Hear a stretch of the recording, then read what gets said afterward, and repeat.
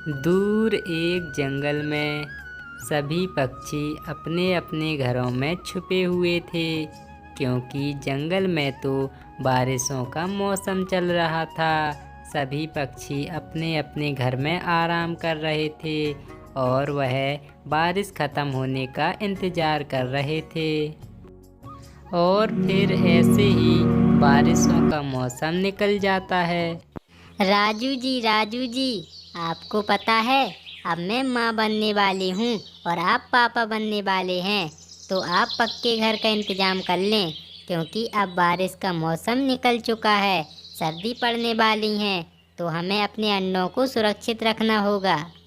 हाँ टुनी, मैं भी यही सोच रहा था। तुमने अच्छा रहा याद दिला दिया। हमें पक्का घर तो बनाना ही होगा, क्योंकि हमारे अंडे उसी में सुरक्षित हो सकते हैं और सर्दी भी बहुत तेज़ पड़ने वाली है। तो तुम अपना ख्याल रखना। मैं अभी से लकड़ियाँ ढूंढने के लिए जाता हूँ, जिससे हम कुछ ही दिनों में अपना पक्का घर बना पाएंगे। ऐसा कहकर राजू चिड़ा तुरंत ही वहाँ से उड़कर लकड़ियाँ ढूंढने चला जाता। अरे जी उठो, उठो ना। अरे दिन भर सोए रहते हो, कुछ काम धाम है या नहीं?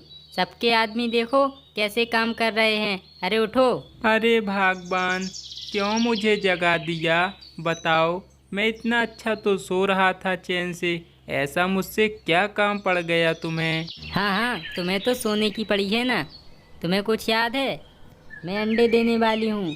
यहाँ पर हम घोंसला बनाकर अपने अंडे रखेंगे तो सर्दियों की वजह से वो ख़राब हो जाएंगे।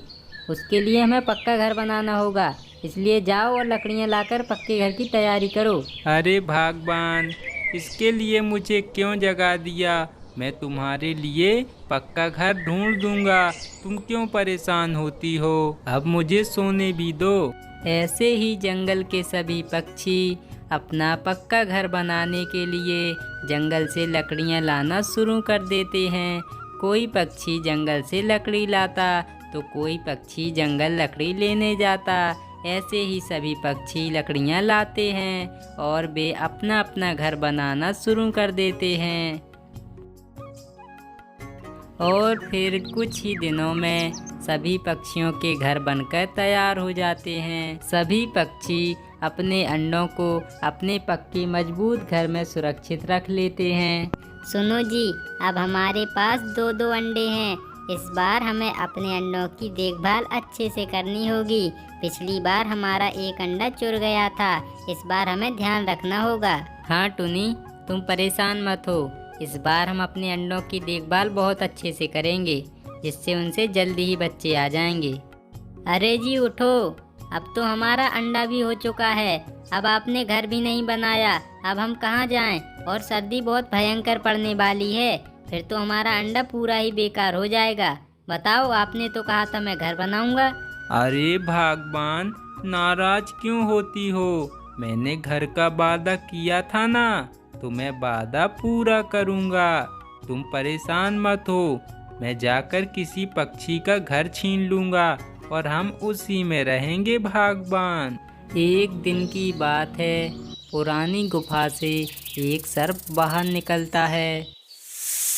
अरे, कितने दिन हो गए मैं इस गुफा से बाहर नहीं आया, और अब तो ऐसा लग रहा है मानो भूख से मेरे प्राण ही कट जाएंगे।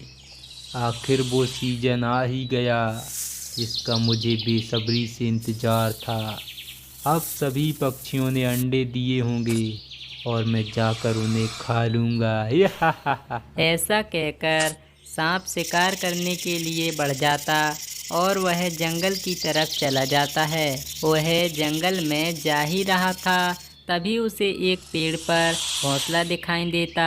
क्या बात है, क्या बात है!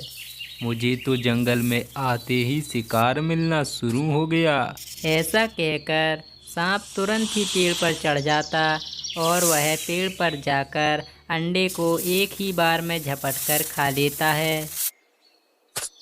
बुलबुल चिड़िया पेड़ पर एक सुंदर सा घर बनाकर रहती थी। हे भगवान, अब तो मुझे बहुत जोर की भूख लगी है। अंडों को रखाते रखाते सुबह से शाम हो गई।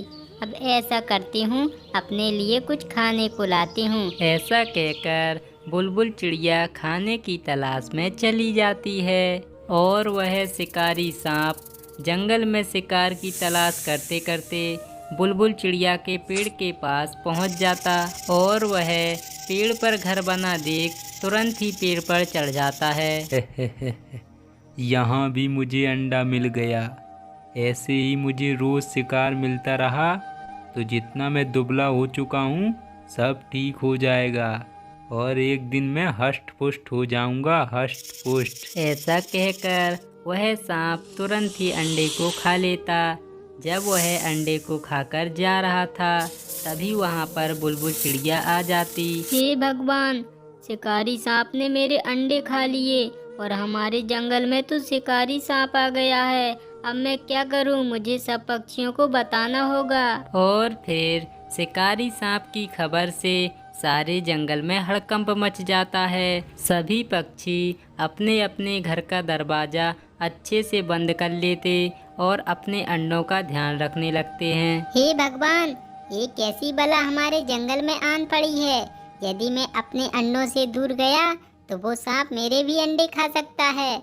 अब तो मुझे यहीं बैठकर सारी रात गुजारनी होगी। चुन्नू चिड़ा ऐसा कह ही रहा था तभी थोड़ी ही देर में कल्लू कौवा और उसकी पत्नी उसके घर के पास आते और उसका दरवाजा खटखटाने लगते हैं। अरे ये कौन है? लगता है वो सांप आ गया है। नहीं नहीं, मैं दरवाजा नहीं खोलूंगा। अरे कौन हो भाई, कौन हो? बोलो कौन हो? चुन्नू भाई, मैं कल्लू कौवा हूँ, गेट खोलो चुन्नू भाई। कल्लू कौवा की आवाज़ सुनकर चुन्नू चिड़ा घर से बाहर आ जाता है। अरे क्या हुआ कल्लू भैया, आप ऐसे क्यों घूम रहे हैं? आपको पता नहीं अपने जंगल में शिकारी सांप घुस आया है। वो अंडों पर हमला कर रहा है। आप भी जाकर अपने अंडे रखाइए। आप इधर किस लिए आए हैं? चुन्नू भाई, मैं तो अपने अंडे रखा लूँगा। मुझे तो आपके अंडों की फिक्र हो रही थी चुन्नू भाई। मैंने सोचा आपका घर कितना मजबूत है वो देख लेते हैं। क्या पता वो सांप आपके घर में घुस जाए। कल्लू भाई कैसी बातें कर रहे हो? आप मेरे घर को कैसे चेक करोगे मेरा घर मजबूत है या नहीं? अरे चुन्नू भाई तुम रुको, हम घर के भीतर जाते हैं, देखते हैं कितना मजबूत है तुम्हारा घर। ऐसा कहकर कल्लू कौवा और उसकी पत्नी चुन्नू के घर के भीतर आ जाते। अरे भगवान, घर पर तो कब्जा कर लेंगे पर इस अंडों का क्या करेंगे? ऐसा करता हूँ, चुन्नू को उसके अंडे दे देता हूँ। और फिर कल्लू कौवा चुन्नू को उसके अंडे दे देता है। चुन्नू, ये लो तुम्हारे अंडे। हम तुम्हारे घर से अंडे इसलिए लाए क्योंकि हमें तुम्हारे घर की जांच करने में दिक्कत हो रही थी। कहीं तुम्हारे अंडे टूट न जाएं, इसलिए हम तुम्हें दे रहे हैं। ठीक है कल्लू भाई, जल्दी से घर की जांच करो। मुझे उस सांप से डर लग रहा है। हाँ चुन्नू भाई, करता हूँ। ऐसा कहकर कल्लू कौवा घर के अंदर आ जाता और वह घर की कुंडी लगा लेता है। अरे चुन्नू, जाओ यहाँ से तुम। अब हम तुम्हारा दरवाजा नहीं खोलने वाले। हमने तुम्हारे घर पर कब्जा कर लिया है। निकल जाओ यहाँ से। कल्लू, तुमने मेरे साथ धोखा किया है। मैं तुम्हें छोड़ूंगा नहीं। अरे चुन्नू, पहले सांप से बचो फिर मुझसे निपटना। जाओ तुम यहाँ से, हम दरवाजा नहीं खोलने वाले।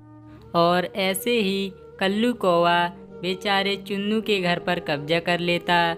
चुन्नू अपने अंडों को लेकर एक पेड़ पर जाकर अपना घोंसला रखकर अपने अंडों की रक्षा करने लगता है। और फिर रात होने के बाद शिकारी सांप चुन्नू के घर की तरफ आता है। अरे आज का तो पूरा दिन गुजर गया, मुझे एक भी शिकार नहीं मिला। लगता है पक्षी मुझसे सचेत हो गए हैं। अब तो मुझे रात में ही जाना होगा, तब वह सो रहे हों। ऐसा कहकर वह आगे की तरफ बढ़ता। आगे जाकर वह कल्लू कौवा के घर में घुस जाता है। कल्लू कौवा और उसकी पत्नी सो रहे थे, तभी सांप उनके अंडों को खा लेता। और फिर अगले दिन भगवान हमारा अंडा कोई ले गया। भगवान, मेरा अंडा, अरे जी, ये सब आपकी करतूत है। यदि आपने मेरी बात मानी होती और पेड़ पर अच्छा सा घर बनाया होता तो वो सांप हमारे अंडे को न खाता। मेरा अंडा। भागवान, हमारा अंडा, वो सांप हमारा अंडा खा गया, भागवान। और वे दोनों ऐसे ही रोते रह जाते हैं। कुछ ही देर बाद शाम हो जाती है। शाम होते ही शिकारी सांप शिकार की तलाश में घूमने लगता है। टुनी, आज थोड़ा मेरे सर में दर्द है, तो मैं पास वाले जंगल डॉक्टर के पास जा रहा हूँ अपना इलाज कराने। और मुझे दवा लाते लाते रात भी हो सकती है, तो तुम अंडों का ख्याल रखना और टाइम से सो भी जाना, पर दरवाज़ा ज़रूर बंद कर लेना। हाँ जी, आप जाइए, मैं अंडों का ख्याल रखूंगी और दरवाज़ा भी बंद कर लूँगी। आपको जितनी रात हो जाए मैं आपका इंतज़ार करूँगी, कोई बात नहीं, आप जाइए। और फिर राजू चिड़ा दवा लेने के लिए दूसरे जंगल चला जाता।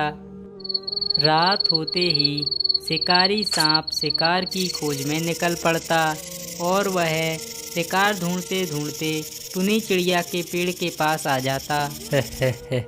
एक और पेड़ पर घोंसला, इसका मतलब इसमें भी अंडे होंगे, जाकर देखता हूँ। ऐसा कहकर वह सांप तुरंत ही टुनी चिड़िया के पेड़ पर चढ़ जाता और वह घर के अंदर पहुंच जाता है। अरे वाह, ये चिड़िया तो सो रही है और यहाँ पर तो 2-2 अंडे हैं। आज तो मेरा पेट ही भर जाएगा। हा हा हा हा। ऐसा कहकर वह सांप अंडे खाने ही वाला था। तभी उतने में ही राजू चिड़ा वहाँ पर आ जाता और वह तुरंत ही सांप को देखकर कुल्हाड़ी उठाता और उस पर वार कर देता है, जिससे सांप मर जाता और टुनी चिड़िया के अंडे बच जाते हैं। शिकारी सांप के मरने के बाद जंगल में मानो खुशी की लहर ही दौड़ पड़ती है। सभी पक्षी उजागर घूमने लगते हैं और वे सभी पक्षी खुशी खुशी रहने लगते।